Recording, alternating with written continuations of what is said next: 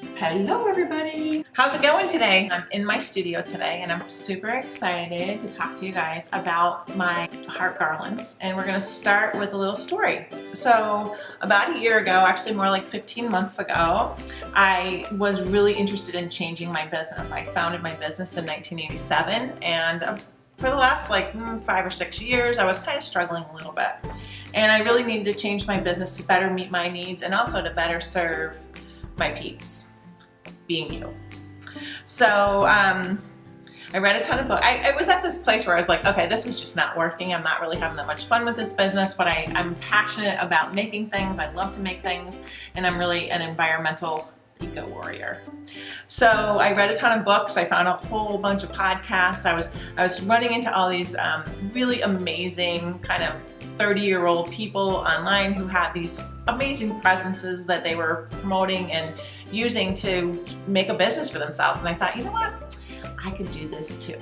So I started listening to podcasts, I took a bunch of classes, I took tons of notes, I read tons of books, and I found myself on this path to really making my business exactly how I wanted it. It was super exciting, and I put the best ideas that kind of resonated most with me into action.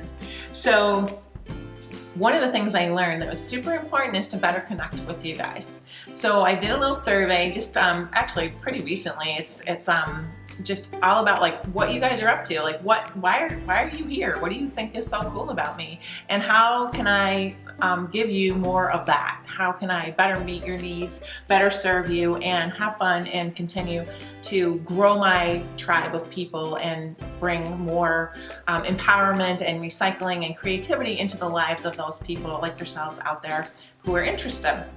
So one of the things I learned with this survey, which was super surprising to me, is that you're all a little bit more interested in learning more about my business and about my history and what inspires and motivates me than threading needles and being all crafty and making stuff.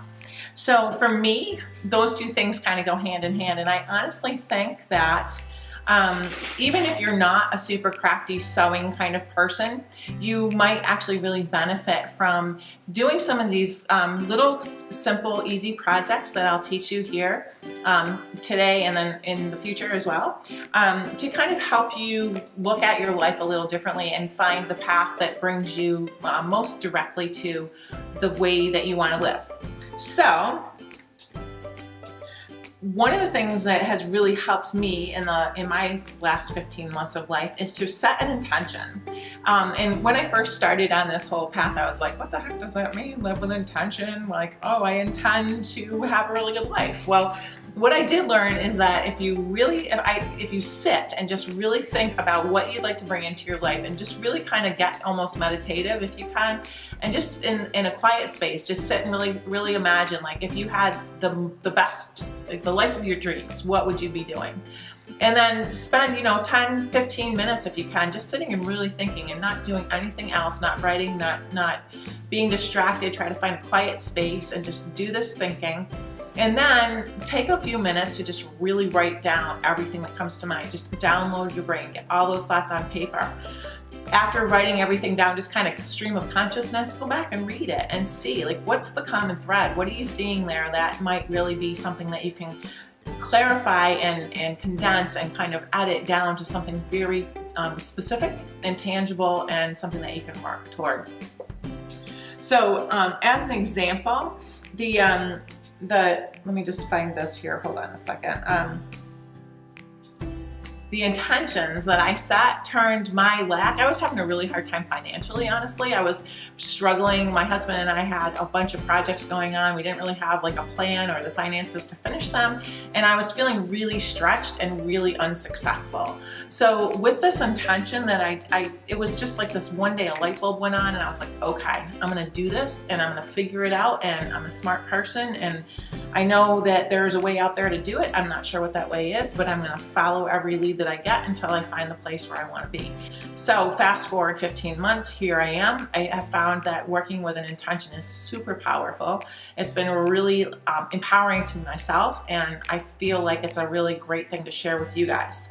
So My intention, and just as an example for you when you're sitting and thinking about what your intentions might be, are I'm just going to read this for you because I want to make sure I cover it clearly, is to create and nurture an ever-growing following that supports and engages my efforts to affect global environmental change through empowerment, self-love, and careful consumption. So today we're going to make a little project that's going to help you be reminded of your intentions throughout your day. It's called a heart garland. I have a little sample here. I'll just show you, and we'll get to the making part of this in just a few minutes. But this is the heart garland. It's designed to be hung over a doorway where you pass through on a regular basis, so you can be reminded of your intention every time.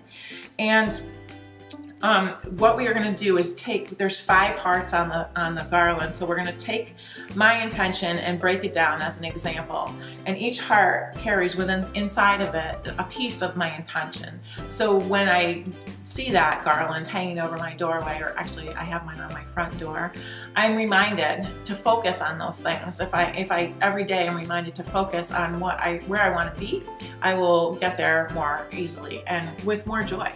So the 5 things, going back to the intention that I just read, the 5 pieces that I've broken out for my personal heart garland is an ever-growing following, supports and engages with me and each other, global impact, global environmental impact, empowerment, and then the 5th one is self-love and self-care. So those are my 5 segments of my intention, one in each of the hearts. Okay, so are you guys ready to get started? Let's get going with the making process. Okay, so this is our kit. This is the heart garland kit, and I'm just gonna use it to show you how to compile yours. If you're interested in using fabrics that you've curated, that's totally fine, and this is just a lesson in how to make them once you have your materials. So here's our little piece of twill tape. We're gonna lay that out, just kind of get that situated. Then we have little hearts, circles, and big hearts. Okay, so the first thing we're gonna do is take and put I'll move this way. Okay, so we're gonna put our 5 hearts out in a row.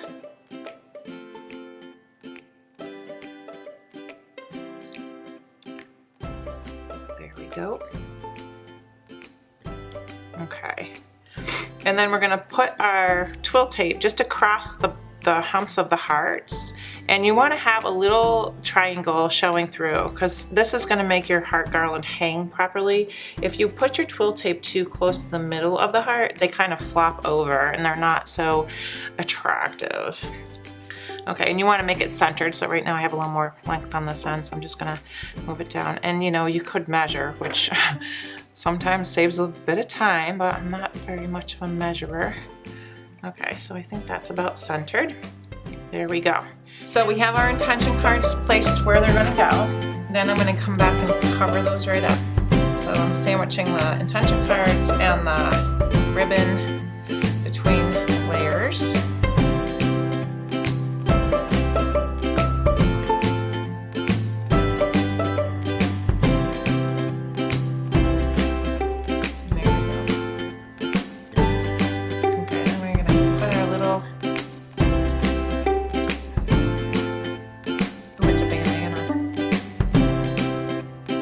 Yeehaw! Nice. There we go. Little hearts. And then we're going to put our little embellishments in the middle. And so, like, I found this little shirt at the Goodwill that had little beaded sections, and I put that, I just cut those out to use as embellishments. Those are kind of a nice place to find different little texture. So this one actually already has our last embellishment, so we do not have to use one of those buttons. So these we'll put here.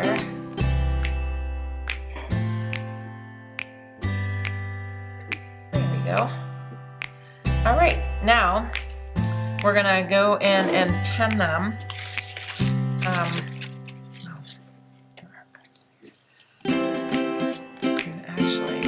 Swap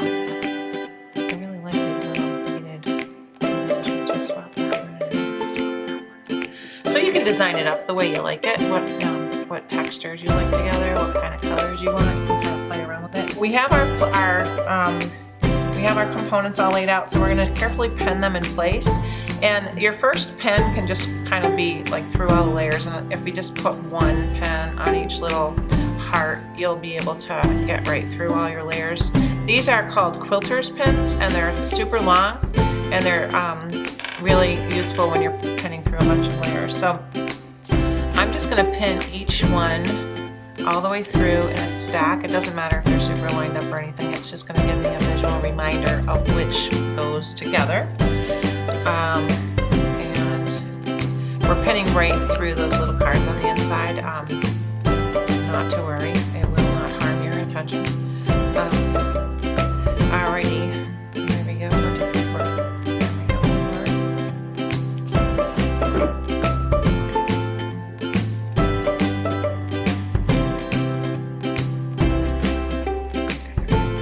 Now, for the real measuring, we can kind of find the center of the ribbon by folding it in half, and just creasing it with your fingers works pretty well. And then you can see the creases here, so we're going to put the center heart right there and have that little crease just in between the heart cleavage. And now I'm just going to add a pin to here to hold that in place.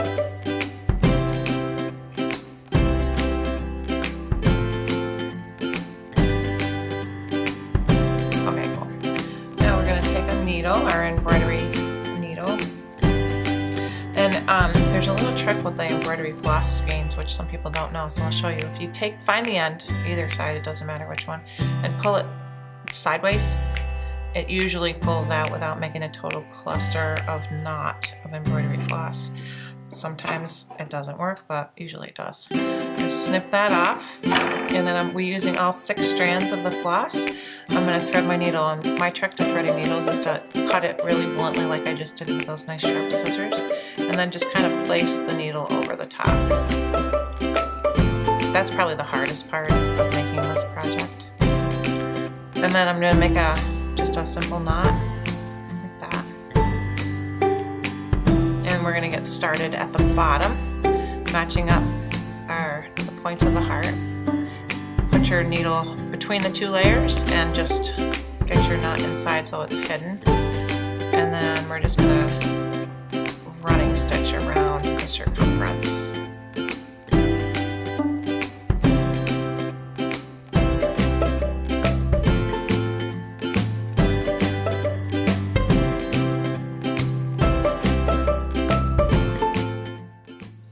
Snip off the end right next to the surface of the fabric. Okay, so that's your first embellishment finished. Now I'm going to remove the pin and just kind of recenter the heart there where I'd like it to be. Pin it back in place, and I'm going to change colors. So I'll grab another embroidery needle and put some of this pretty orange in. It's kind of nice to use a contrasting color if you can, just so your stitches become part of the design of the finished piece. Again, we'll thread it, just blunt cut, and just kind of place the eye of the needle right over the top. One more knot, and then for some reason I like to start at the point, so I'll just start again. I'm going to put the needle, or the knot between the layers so it's hidden. And this stitch is called a ladder stitch. It's similar to a whip stitch. I like the look of it. It just kind of gives a little more color to your finished piece. So we're going to go over the edge of the cut edge, and this stitch is nice for fabrics that ravel because it kind of holds your fabric together.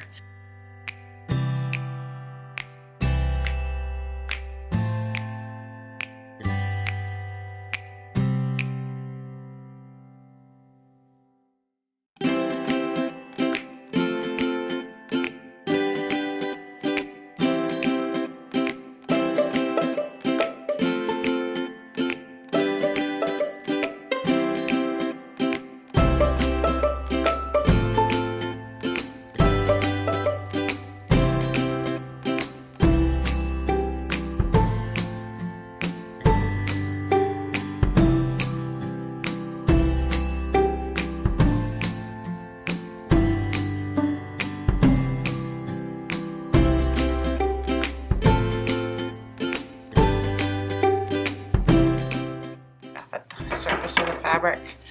There you go. And now we're gonna sew around that last little pink component in the same way.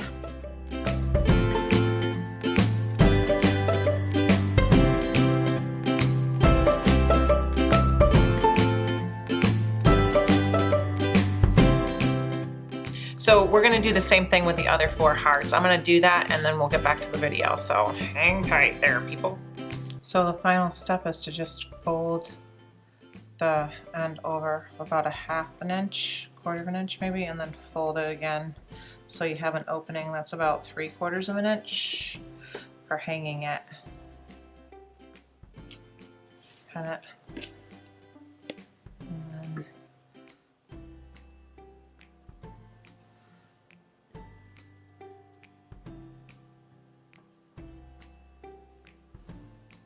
just a couple stitches.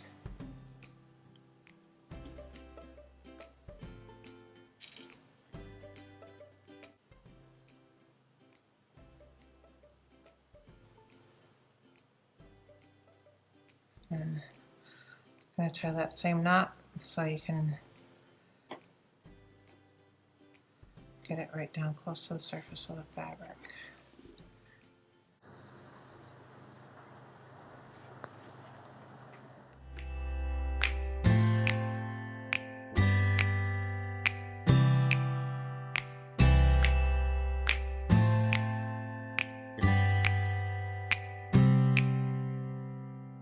Thank you so much for setting intentions with me today. I'm really happy to have you here with me, and believe it or not, you being here is helping me achieve my goals, and it's part of my intention, so thank you.